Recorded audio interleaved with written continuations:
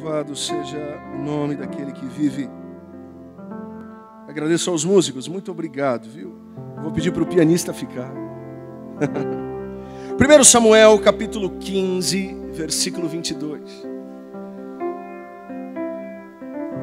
1 Samuel, capítulo 15, versículo 22. Nós vamos ler o 22 e o 23.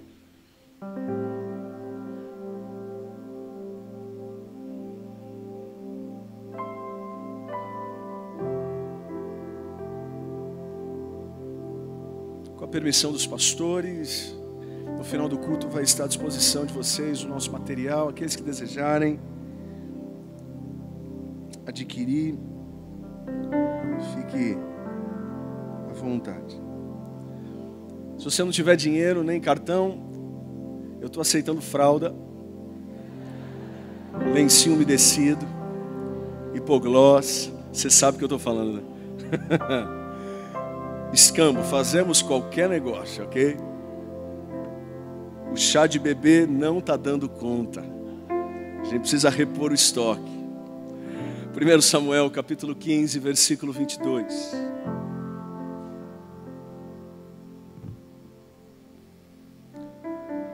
Samuel, porém, respondeu: acaso tem o Senhor tanto prazer em holocaustos e em sacrifícios, quanto em que se obedeça a sua palavra? A obediência é melhor do que o sacrifício, e a submissão é melhor do que a gordura de carneiros. Pois a rebeldia é como o pecado da feitiçaria, e a arrogância como o mal da idolatria. Assim como você rejeitou a palavra do Senhor, Saul, ele o rejeitou como rei. Eu vou ler mais uma vez. Samuel, porém, respondeu: acaso tem o Senhor tanto prazer em holocaustos e em sacrifícios, quanto em que se obedeça a sua palavra? A obediência é melhor do que o sacrifício, e a submissão é melhor do que a gordura de carneiros. Pois a rebeldia é como o pecado da feitiçaria, e a arrogância como o mal da idolatria. Assim como você rejeitou a palavra do Senhor, ele o rejeitou como rei. Senhor Deus, eu quero te agradecer por estar numa igreja tão linda, com pessoas maravilhosas, lavadas e remidas pelo teu sangue. Obrigado pelo cerimonial de Santa Ceia que tivemos aqui. E também te agradecemos pela oportunidade da leitura da tua palavra. Me dê a habilidade de comunicação, espiritualmente falando, para que eu consiga ser claro e que teu Espírito Santo tenha liberdade no falar e no agir nessa noite. Nesses poucos minutos, nessa breve reflexão, o teu nome venha a ser glorificado e exaltado, para a glória e para a honra do teu próprio nome, no nome do Senhor. Amém. Graças a Deus. Irmãos e irmãs, num determinado momento da história bíblica, Deus estabeleceu o primeiro rei de Israel. E o seu nome, a maioria daqueles que leem a Bíblia sabe, ou sabem, seu nome era Saul. E logo quando ele foi ungido rei, todo aquele cerimonial da unção, Deus usou o profeta Samuel para comunicar a Saul a sua primeira missão como rei. Eu não sei se todos sabem, mas Deus, ele não falava com o rei. Deus falava com um profeta. E esse profeta falava ao rei aquilo que o coração do Senhor desejava. Então Deus fala com Samuel.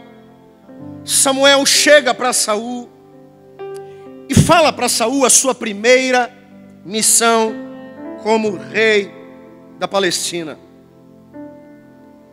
A missão seria o seguinte: o texto bíblico diz que o rei Saul, juntamente com seu exército, deveria entrar numa cidade que dava muita dor de cabeça para os israelitas. E essa cidade é chamada na Bíblia de Amaleque. Aqueles que amam a Bíblia e leem bastante a Bíblia sabem do quanto o tal dos amalequitas deram trabalho e dor de cabeça para o povo de Deus. Eles eram cruéis, eles matavam as grávidas, furavam com lanças, eles não tinham dó e piedade de ninguém. Então a missão de Deus, através do Saul, era que Saul pegasse o seu exército, e eles deveriam entrar na cidade dos amalequitas, e os israelitas deveriam matar todos, dos animais do campo ao rei que morava no seu palácio. Essa era a ordem para Saul fazer. Depois dessa ordem vinda do próprio Deus, o texto diz que Saul obedece. Ele pega todo o seu exército e vai para Amaleque. Chegando em Amaleque, eles realmente mataram todos os amalequitas. Mas Saul desobedeceu. A ordem era para matar todos, dos animais ao rei no palácio. Saul não fez isso. Saul matou a todos, mas poupou os animais do campo e poupou o rei de Amaleque. Ou seja, na sua primeira missão como rei, ele desobedeceu a ordem do Senhor. Voltando eles para Israel, Deus chamou o profeta Samuel e disse mais ou menos assim: ô Samuel, por acaso Saul ficou louco da cabeça? Samuel, deixa eu falar uma coisa para você. Eu me arrependi de ter constituído Saul como rei, porque além dele me desobedecer em sua primeira missão, ele não seguiu nenhuma das minhas instruções. Não deu outra. Quando Samuel ouviu o desabafo da parte de Deus, o profeta foi tirar satisfação com o rei Saul e disse mais ou menos o seguinte: Saul, o que aconteceu?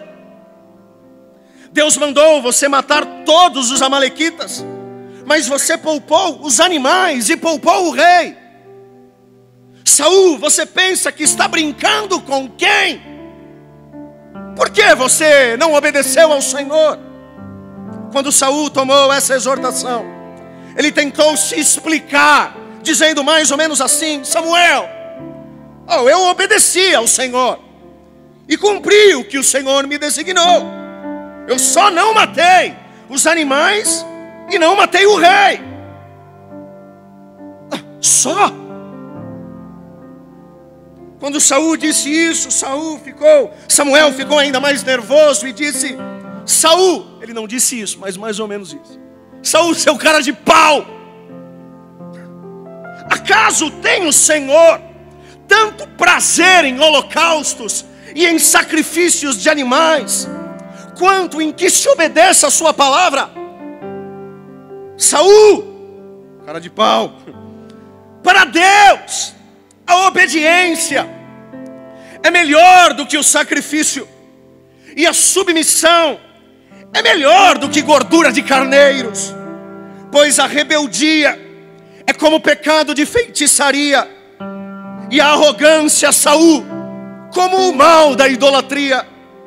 Assim como você rejeitou a palavra do Senhor, Saul, sinto em lhe dizer, e cá entre nós, isso é uma das coisas mais tristes que a gente ouve na Bíblia: Saul, sinto em lhe dizer, mal começou o seu reinado e o próprio Deus te rejeitou como rei. A Bíblia fala que Samuel vira as costas, sai andando e não quer nem papo com Saul. Aí Saul vai e toca na roupa de Saul. E quando ele toca na roupa de Saul, a roupa de Saul se rasga. Aí Samuel ficou doido. O seu cara de pau, além de você me desobedecer, você rasgou a minha roupa. Samuel vem e fala: assim como você rasgou a minha roupa, hoje o teu reino está rasgado perante o Senhor. O texto se encerra aqui. E algumas coisas eu consigo absorver e eu gostaria de compartilhar. Primeira coisa, valorizemos os dons e talentos e responsabilidades que Deus confiou em nossas mãos. Perceba que Deus deu a oportunidade ao Saul de ser o primeiro rei de Israel, de ser o primeiro chefe de estado palestino. Mesmo assim, Saul não soube aproveitar o que Deus tinha presenteado. E por mais que critiquemos o Saul, assim também somos nós. Quantos desafios e responsabilidades Deus tem colocado em nossas mãos, porém vira e mexe, queremos também dar um migué em Deus, dar um chapéu em Deus. Deixa eu falar uma coisa: você pode dar chapéu em mim, você pode dar chapéu no teu pastor, mas de Deus ninguém dá migué, ninguém dá chapéu. E quando não encarnamos as nossas responsabilidades, nós temos uma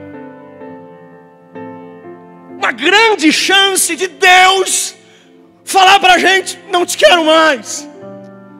Não que Deus queira colocar a gente no inferno, mas é no sentido de responsabilidade. Sendo que a nossa função no reino de Deus, pastores, é muito mais importante do que Saul. Eu não quero ser rei da Palestina, eu não quero ser rei do Brasil, ou rei, não, eu já sou uma coisa muito melhor. Olha que Pedro disse à igreja: em Cristo vocês são geração eleita, sacerdócio real, nação santa, povo exclusivo de Deus, para anunciar as grandezas daquele que o chamou das trevas para a sua maravilhosa luz.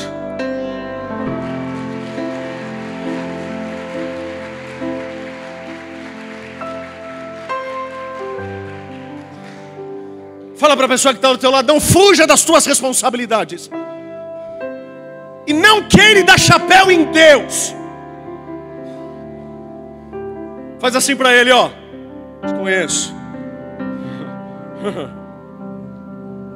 Segunda coisa, Deus é detalhista. Perceba que Deus tinha pedido para Saul matar a todos, porém ele poupou o rei de Amaleque. E por que ele poupou? Porque Saul era bonzinho? Não, é que ele queria fazer aliança política. E por que ele poupou os animais? Não é porque ele queria fazer holocaustos para Deus, não, é porque animal dava dinheiro.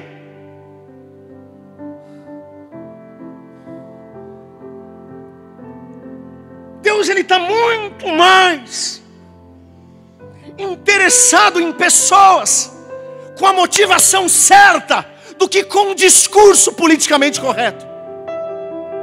Porque de discurso as igrejas estão cheias, mas Deus conhecia a motivação do Saul. E assim somos nós. Deus coloca algumas coisas em nossas mãos e nós muitas vezes mudamos as direções. Deus insistentemente faz alguns pedidos, nos oferece algumas orientações, mas infelizmente encarnamos a síndrome de Saul em nós. Colocamos os pés pelas mãos e depois chegamos no culto arrependido. Deus não está interessado em quanto erguermos as mãos. Deus não está interessado na qualidade da música que sai do púlpito. Isso para Deus É uma segunda escala. Porque não adianta a gente levantar as mãos aqui e as mesmas mãos entrarem em sites pornográficos. Não adianta a mesma voz que diz que Ele é Senhor ter a coragem de falar um palavrão amanhã. Deus não está preocupado com performance apenas. O profeta Joel um dia disse para o povo: parem de rasgar as vossas vestes, mas rasguem os vossos corações. Assim diz o Senhor. Cá entre nós, tem um professor que disse um dia para mim, falou assim: Rodrigo, Deus já está até com o colesterol alto. É tanto sacrifício, porém pouca obediência. Esses dias eu fui numa igreja. E todas as vezes que eu vou numa igreja que eu não prego a palavra, eu oro: Senhor, usa. Assim como vocês oraram para que eu falasse aqui nessa noite, é a minha oração. Esses dias eu fui pregar numa igreja. Naquele dia o meu filho recém-nascido estava internado. E eu falei: Senhor, se tem um dia que eu quero que o Senhor fale, é hoje, fala comigo. E aí um pastor abriu a Bíblia e ele começou a falar tanta besteira, mas tanta besteira, que eu olhei para o céu e disse: não, Senhor, o Senhor está brincando comigo. Tudo que ele falava não batia com o texto bíblico. Eu falei: meu Deus, será que sou eu que estou mal contigo? E ele começou a ministrar. E aí ele disse o seguinte: para vocês viverem e terem tudo que eu preguei aqui, vocês têm que fazer um sacrifício. Eu falei: ah não, lá vem. Eu já estava até mexendo no meu bolso, que quando, ai meu Deus. E ele falou o seguinte: para vocês viverem as promessas de Deus, vocês precisam trazer R$1.000 aqui no púlpito. Eu falei: meu Deus, lascou. E cá entre nós, eu sou pastor de igreja, tá? Não estou falando mal de dízimo, nem de oferta. Só os pastores sabem a dificuldade que é para bancar um prédio como esse. Mas aí ele começou a pregar dizendo que o povo só viveria aquilo que ele pregou se dessem R$1.000 em cima do altar. A igreja tinha 1.400 pessoas e apenas umas 15 pessoas subiram. Eu falei: lascou. Tadinho do povo. E aí no meio daqueles 15 levantou uma irmã e disse: pastor, posso contar um testemunho? Eu disse: ai, meu Deus. Ela falou assim: pastor, no ano passado eu fiz esse sacrifício. Eu dei R$700 e Deus me deu uma piscina de R$21.000. Eu falei: não. Oh, não. Oh. Aí eu fiquei pensando, pastores, será que Deus está preocupado em dar piscina para alguém? Eu fico imaginando os céus. Imagina a Trindade lá, Pai, Filho e Espírito Santo. E aí, filho, tudo bem? O que a gente tem para hoje? Pai, o senhor não sabe da última. Teve uma irmã que ofertou R$700 e a gente precisa dar uma piscina para ela.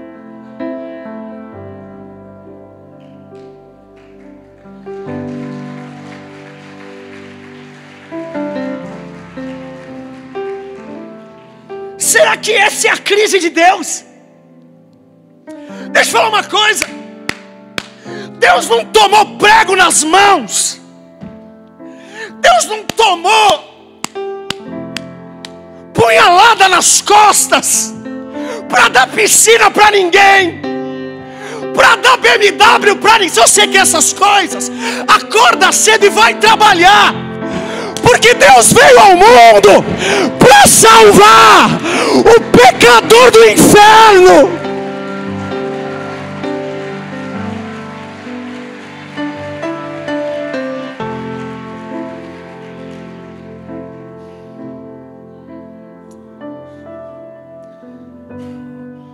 Se você estava pedindo uma piscina para Deus,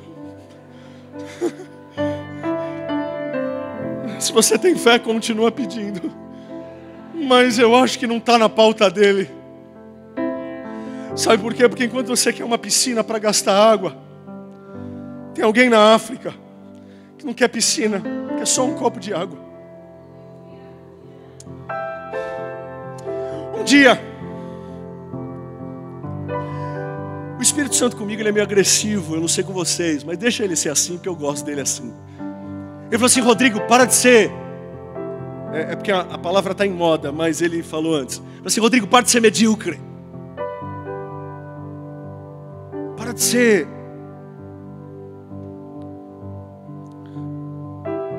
Para de ser o que você está sendo. Eu falei: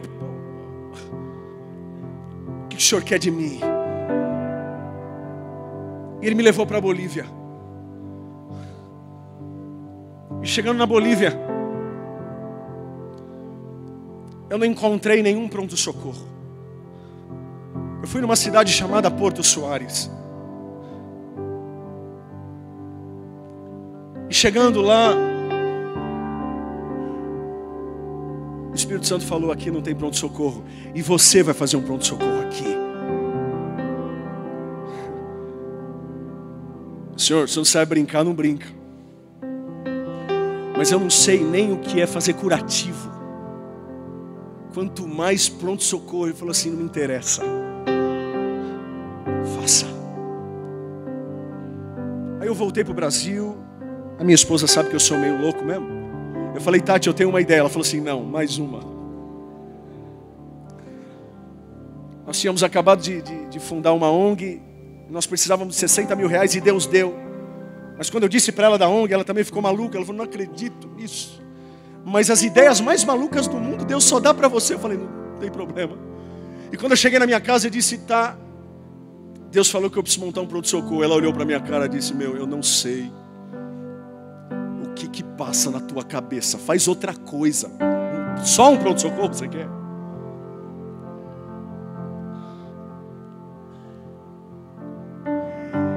Confesso para vocês que eu fiquei em dúvida se era Deus mesmo que estava pedindo aquilo.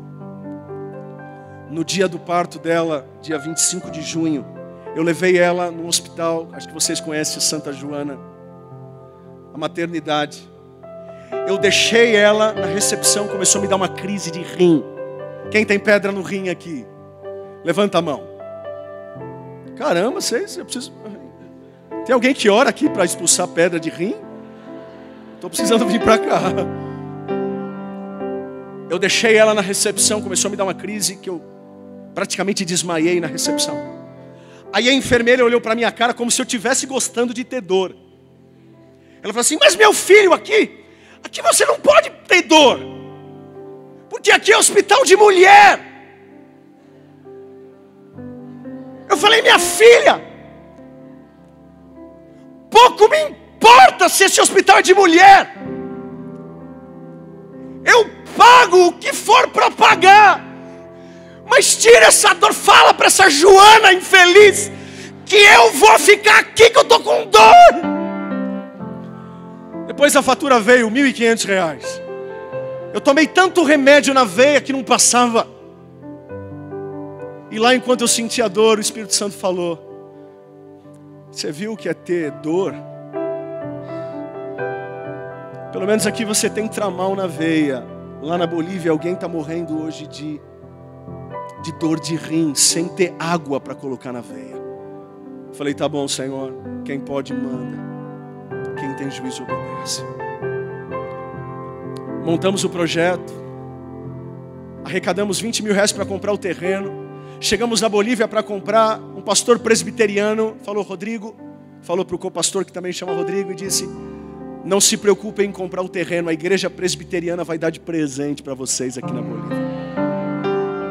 Agora nós estamos montando todo o projeto, e eu estou falando tudo isso porque as preocupações de Deus são muito mais nobres do que piscina de R$21 mil. Eu sonho com um carro bom, eu sonho com uma casa boa, e aquele que tiver piscina em casa me convida, eu vou. Eu não estou falando contra carro, eu não estou falando contra piscina. O que eu estou falando é que Deus está interessado em outras coisas. Ele não está interessado no quanto a gente canta, Ele não está interessado em quanto a gente toca. Ele está interessado é quando a gente sair daqui, obedecer a Bíblia e levar a Bíblia a sério.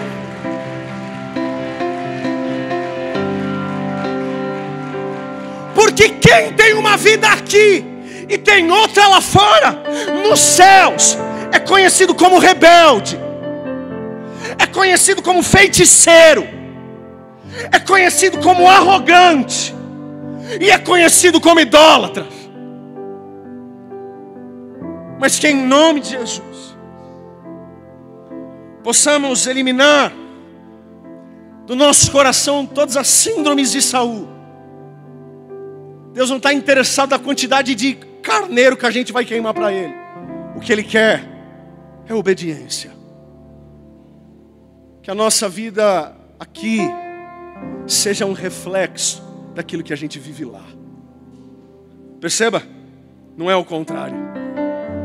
O culto é para celebrar.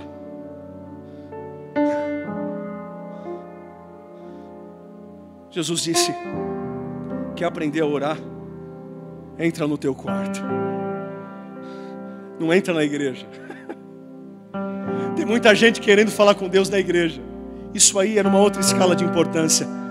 Entra no quarto. Fala com o teu pai. E o texto tem o cuidado de dizer o seguinte: e o teu pai não que te ouve, mas que te vê. Ou seja, antes de vir a palavra na nossa boca, ele já sabe aquilo que a gente vai falar.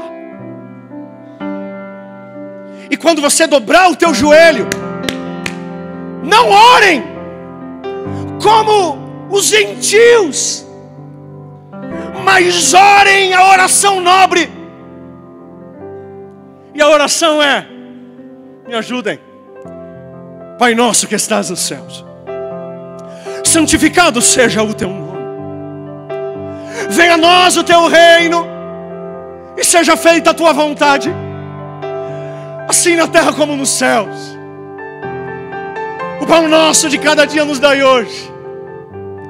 Perdoe as nossas dívidas, assim como nós perdoamos os nossos devedores, e não nos deixe cair em tentação, mas livra-nos do mal. Porque teu é o reino, teu é o poder, tua é a glória, para sempre. Alguém encontrou piscina aí? Alguém encontrou carro? Eu não sei porque você serve a Deus. Eu não sei porque você vem à igreja. Deus sabe.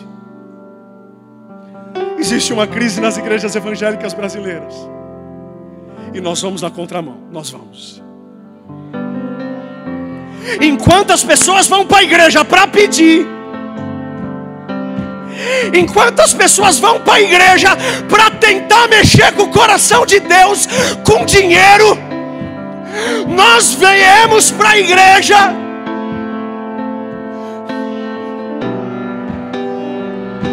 para dizer que ainda que a figueira não floresça,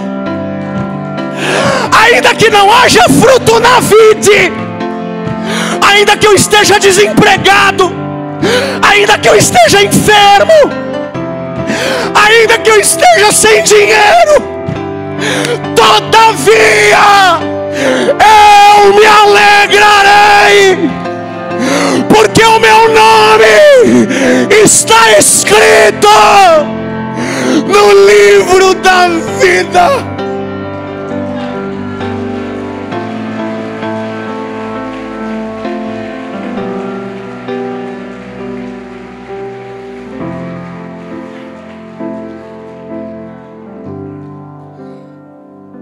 Que em resposta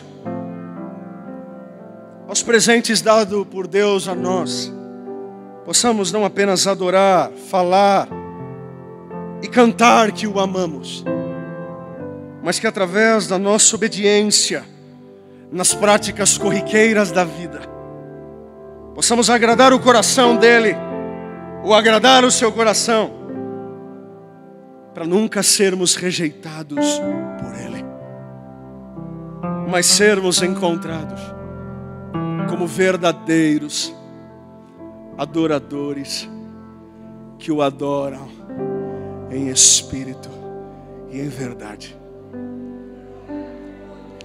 Deus tem dado algumas oportunidades nas suas mãos. Não rejeite. Deus tem colocado alguns desafios nas nossas mãos. Meu pai, com 47 anos de idade, sofreu um AVC. Ele era o pastor da igreja. Com 47 anos, ele sofreu um derrame.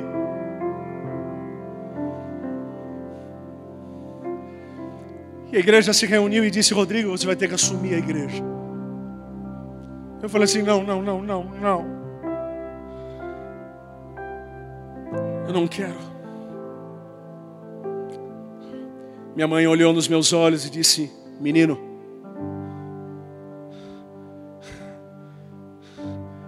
eu não te ensinei para ser covarde. Eu tinha 23 anos. 23 para 24. Eu falei: mãe, não é que eu quero ser covarde, mas é porque eu não quero pastorear. O problema é teu. Mas que você vai pastorear, você vai. Quando nós assumimos a igreja tinha 280 pessoas. Muitos saíram. E Deus começou a mandar lá para Adai os Paulos e os Apolos. E quando Deus manda Paulo para plantar e Apolo para regar, ele gera crescimento. Hoje a nossa comunidade tem 1.200 pessoas. A obra não parou. Mas se eu tivesse rejeitado a oportunidade lá atrás, talvez a igreja teria fechado, porque ninguém queria assumir. Mas o melhor de tudo, que o mais importante na igreja não é Rodrigo. O mais importante da igreja não é ministério de louvor. O mais importante na igreja é Deus. E quando ele não encontra Saul, ele encontra no capítulo seguinte Davi.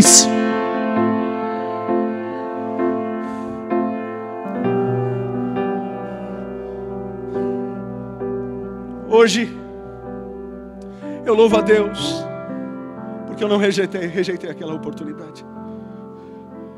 Tive que me preparar. E hoje meu pai está lá na igreja. Ele tem as suas limitações físicas, ele não consegue falar. Ele fala apenas 3 frases. A primeira frase que ele fala é: Deus é Deus, é Deus. É coisa de crente mesmo. Até nisso, até quando fica doente, fala de Jesus. A primeira frase é Deus é Deus, é Deus. A outra frase é em nome de Jesus. E a outra frase é amém. Então tudo que ele vai pedir, ele fala assim: Deus é Deus, é Deus, em nome de Jesus. Se ele vai pedir uma feijoada, ele fala: Deus é Deus, é Deus. Se é uma feijoada com Coca-Cola, é Deus, é Deus, em nome de Jesus. Se ele vai brincar com meu filho, ele olha para ele e diz: Deus é Deus, é Deus. Talvez você está falando: mas que pena, um homem tão novo. Não. Para, ninguém precisa ter pena de ninguém. Só ore. Porque aquele que começou a boa obra é fiel para cumprir e aperfeiçoá-la até o fim. Deus não precisa de Paulo nem de Apolo. São importantes para o reino. O que ele precisa é encontrar homens e mulheres que talvez nem estejam preparados, mas que estejam com o seu coração comprometidos em obedecer a sua palavra. Talvez você não tenha muito dinheiro, talvez você não tenha muito talento, talvez você não tenha muito carneiro para queimar. Fica tranquilo que Deus já está enjoado de muita gente talentosa, de muita gente que sabe falar, mas não usa isso para o bem do reino de Deus. O que Ele está querendo são de pessoas obedientes à sua palavra.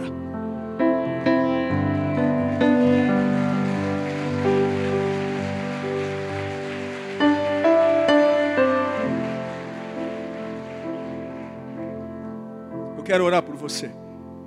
Desculpa de ter gritado tanto. Assembleiano é um problema. Eu não devia ter gritado tanto. Gritei muito, deixei vocês todos surdos. Mas a minha oração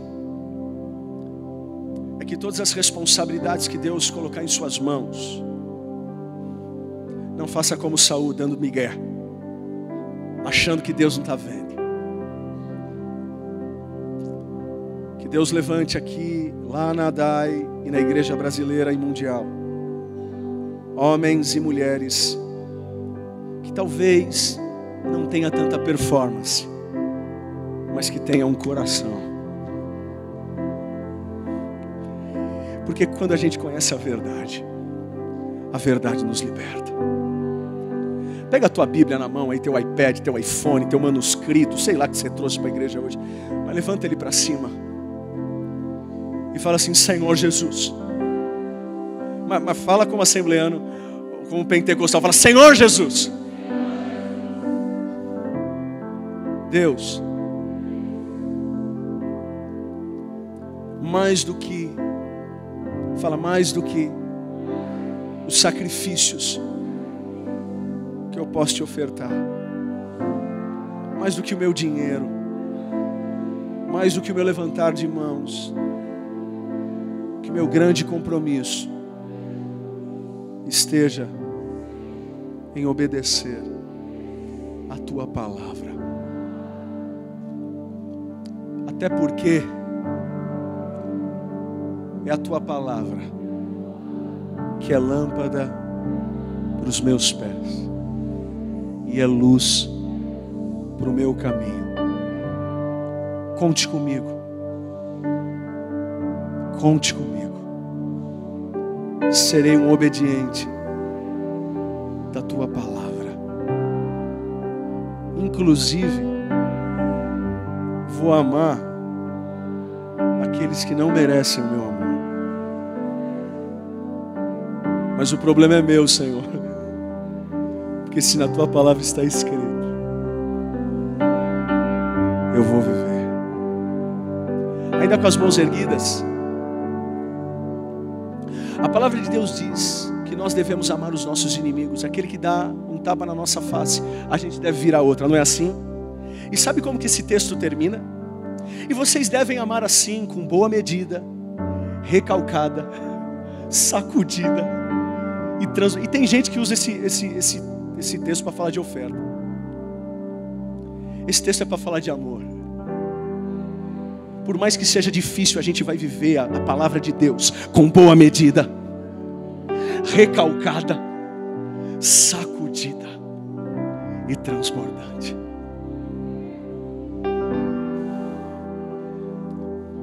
Obrigado por essa geração que se levanta, Deus. Comprometidos em te adorar, em levantar as mãos, em te ofertar a melhor música, em te ofertar o melhor serviço, a melhor diaconia, a melhor pregação, enfim, tudo. Mas acima de tudo, que possamos ser obedientes à tua palavra. Esteja conosco, para a glória do teu nome. Amém. Graças a Deus. Levante suas mãos aos céus e dê a melhor salva de palmas que você puder ao Senhor Jesus.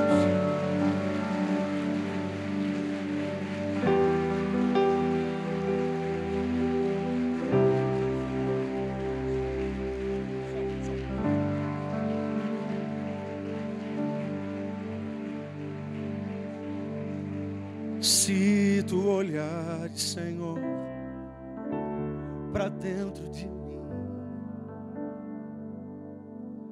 nada encontrará de